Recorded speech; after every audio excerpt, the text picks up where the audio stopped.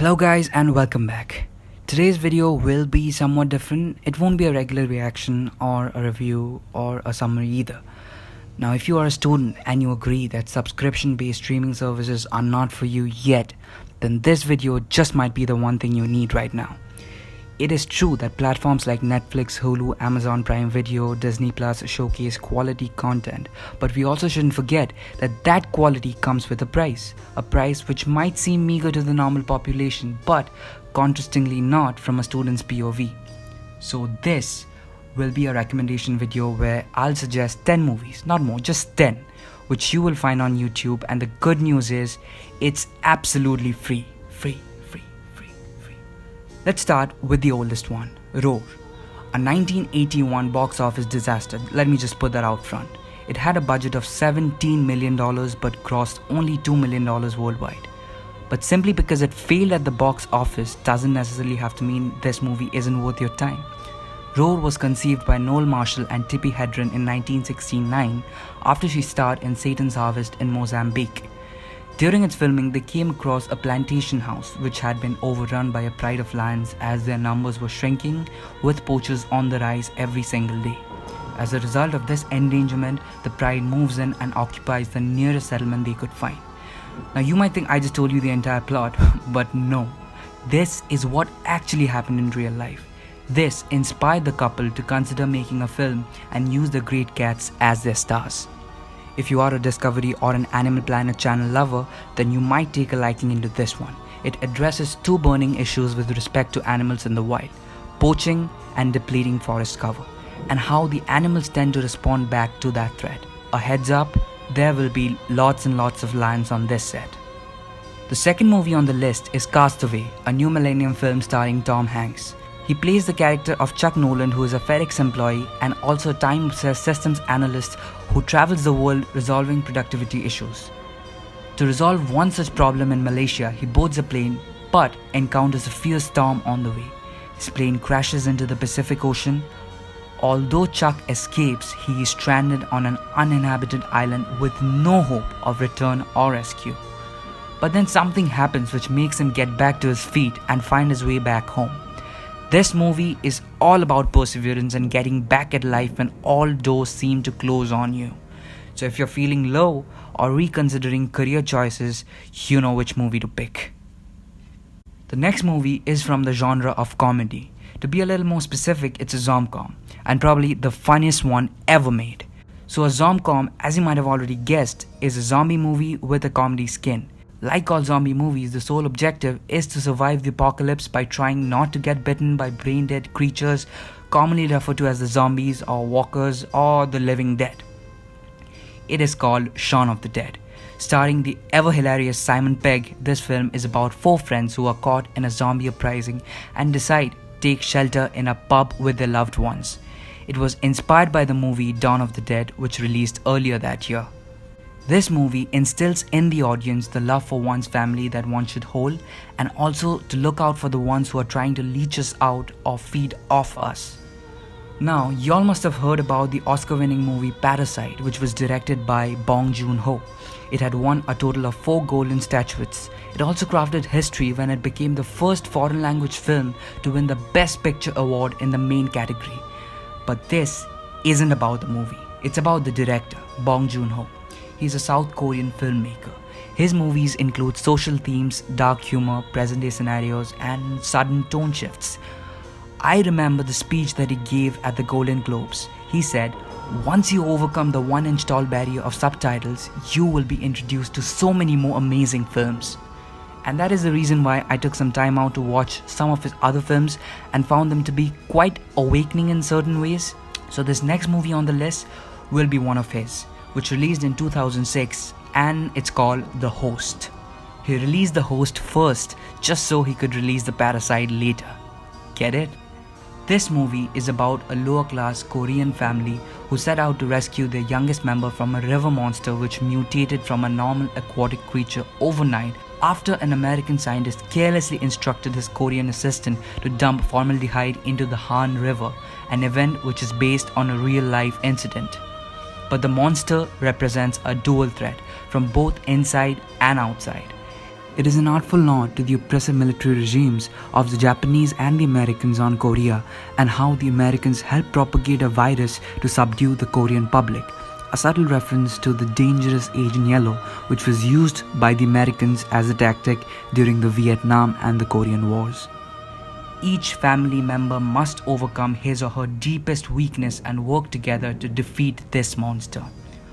What I realized after watching this movie was it's better to believe the black sheep of the family than to trust in what the government has to say. This film is more symbolic than artistic, I must say. Just like the movie Mother, with an exclamation mark, starring Jennifer Lawrence, which released in 2017. When I was watching it for the first time, I was a little lost, and then I found it had a deeper meaning to it. The mother, Jennifer Lawrence, is actually Mother Earth, and her husband is God. And then I rewatched it and I was out of words. This movie isn't on YouTube, but don't you worry, I have another movie with just the same name without the exclamation mark. Mother, released in 2009 and directed by Bong Joon-ho again. The story goes like, a widowed mother with her mentally challenged son lives in a small apartment. The son enjoys the company of an opportunist friend who always gets him into trouble but somehow manages to put the entire blame on him, taking advantage of his condition. It so happens that a murder takes place in their village and somehow the son is framed for it and jailed. It is from there the journey of the mother starts. This movie shows how unconditional a mother's love is and the lengths she is willing to go to keep her child away from any harm. Even though this isn't a family watch, I guess you could still watch it yourself and give a warm hug to your mommy later. The next one is a Bollywood movie, although it performed terribly at the box office. With a budget of $1.1 million, it could gather only $1.4 million from the collections. But again, box office results do not judge a movie. Bollywood tried to make something different, a medical thriller, something which hadn't been made until that point. But just because it was ahead of its time, it suffered severely as the audience wasn't ready for it. If this movie would have released today, I'm willing to bet it all on the fact that this would have been a super hit if not a blockbuster. The movie's name is Ankur Arora Murder Case.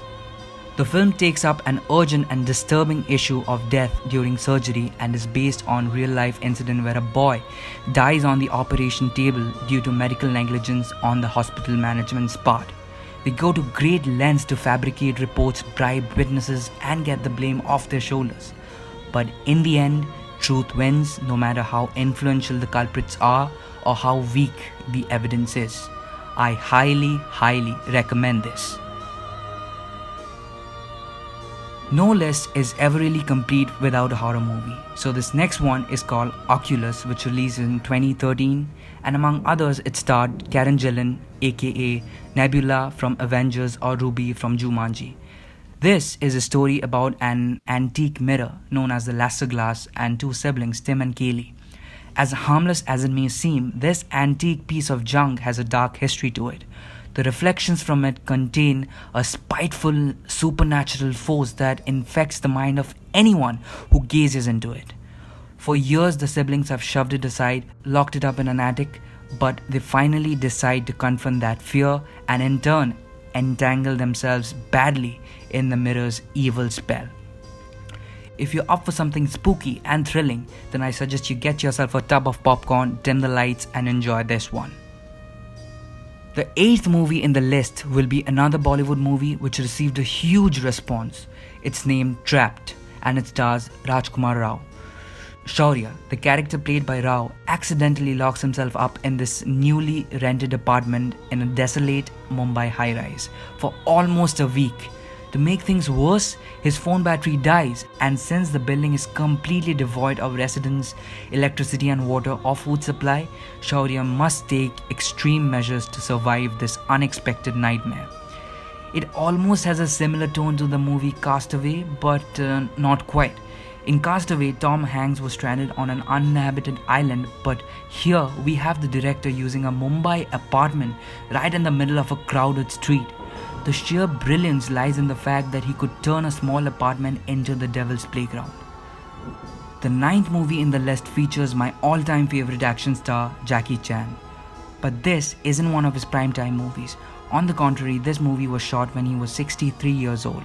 It's called The Foreigner, which released in 2017, and even at such an age, he emphasized on performing his stunts himself. This movie is about a father who loses his only daughter in a bombing.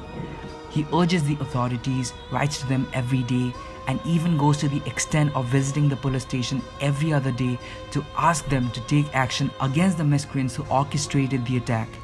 But as it turns out, a very high-profile politician is involved with the case, and this is where things get complicated.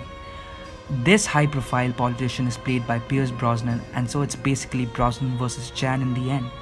The relentless search of a father to find the terrorist in an act of politically motivated terrorism is the main ingredient to the glue to watching this movie. Finally, I'll end the list with a thigh heist thriller film, Bad Genius, which again released in 2017. It won the Best Screenplay Award at the Thailand National Film Festival. This movie revolves around the concept of trickery or deception amalgamated with absolute intelligence. Now that is one deadly combination, I have to say. The story goes, a pair of smart kids decide to help other students in return for money who are academically struggling, in other words, a scam. So they decide to execute their plans by giving piano lessons to them. As most competitive exams are objective, meaning they have MCQ based questions, it's all the more easy for these students to cheat.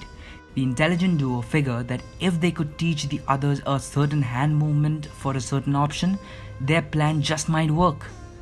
The script of this movie is so well written, it keeps you glued to the screen, start to end. If you haven't watched it, trust me, you are missing out on one of the best movies to be ever made on high school drama. And with that, my list has come to an end. I hope with this video, I was able to bring to you some of the good movies that might have gone unnoticed, or you were too caught up with work to find some leisure time for yourself. Fortunately for us, they somehow made it to YouTube and still exist here. Anyway, if you guys like the video, please give it a thumbs up, comment down below what other movies you could find on YouTube that doesn't need to be paid for.